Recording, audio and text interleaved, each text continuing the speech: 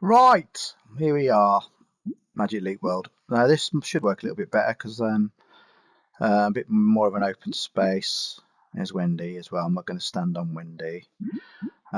So let's try this then. This is the Magic Leap Mixed Reality Toolkit extension, which is a Microsoft product, open source initiative to set some standards for UI with mixed reality devices.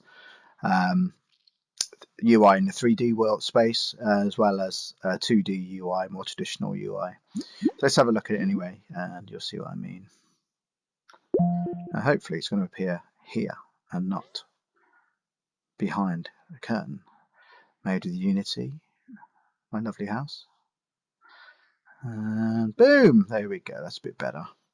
So that feels a little bit more manageable now. Just before it was literally like crammed in behind the curtain almost. I couldn't reach things. So we have some hand tracking going on. As I've mentioned before, that the hand tracking isn't great at the moment, but it should allow us to do some. Yeah, it's yeah.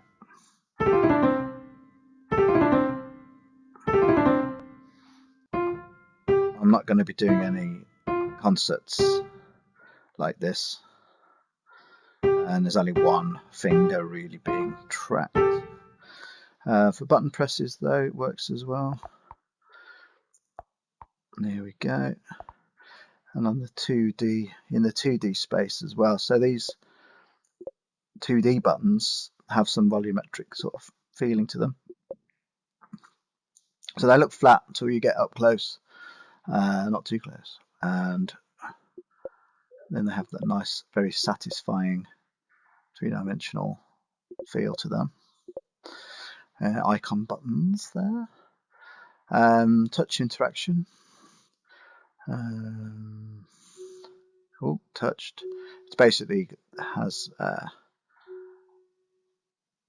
collider event happening on those things with an animation playing, which is cool. You can also use the controller, but there's no collision there. It's just intersection with the finger bit.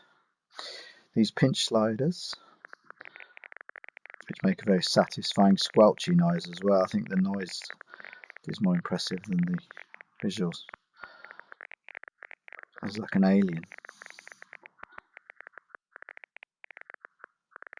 As it goes, the pitch goes up as the value goes up, which is actually quite useful accessibility wise. Obviously the rest of it isn't for blind people, but sound is always good. Good use of sound. And physics, boom.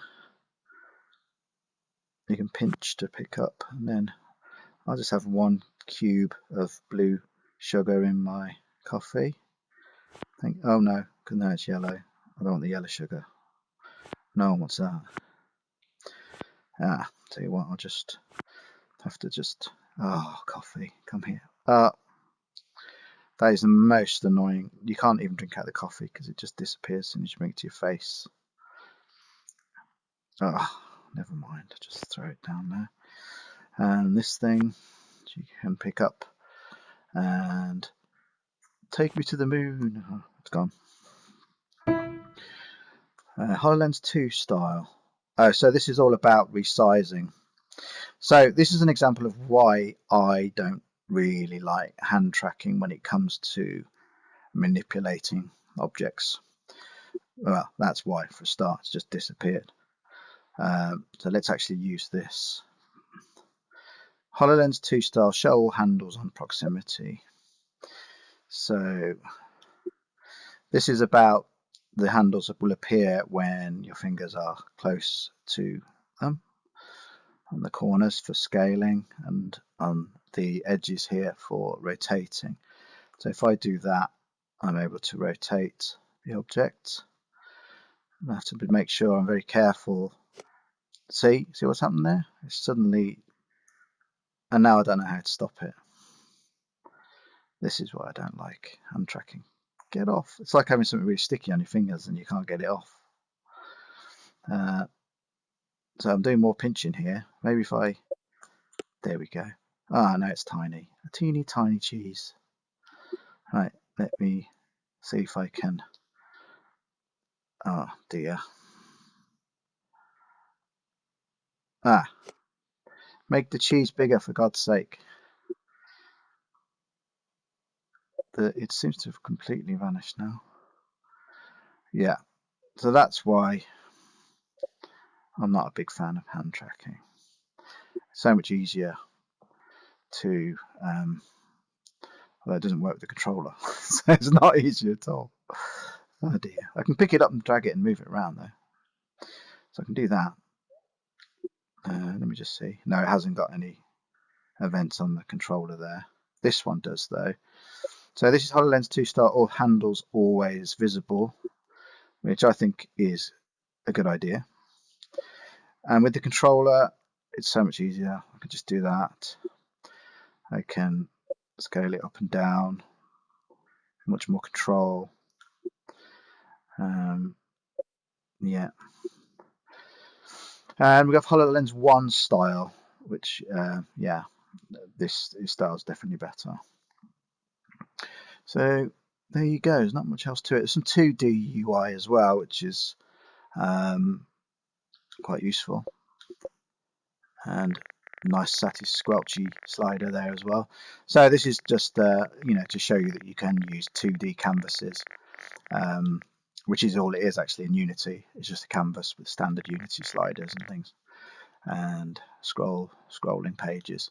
So quite useful for information panels, and you can rotate them for some reason if you wanted to, in case you wanted to have that, you know, right up there perhaps, and then tilt it around. There, that might be useful. So there you go. I hope you've enjoyed that little look at some of the tools. Definitely need to do some work. If I was building something like a product visualization thing, I would certainly be using this style for manipulation of objects and for rotating and scaling them, and also be putting some events on the controller itself so that you could use that for rotating. So you could swipe across, for example. You can use the up and down direction on this trackpad here on the controller to move things forwards and backwards, which is a Magic Leap kind of standard UI. But apart from that, this toolkit is pretty good for giving you this sort of stuff out the box, and some nice buttons, and the squelchy sound, which I think should be in absolutely everything, to be honest. So there you go. And the coffee that you can't drink. Oh, damn it.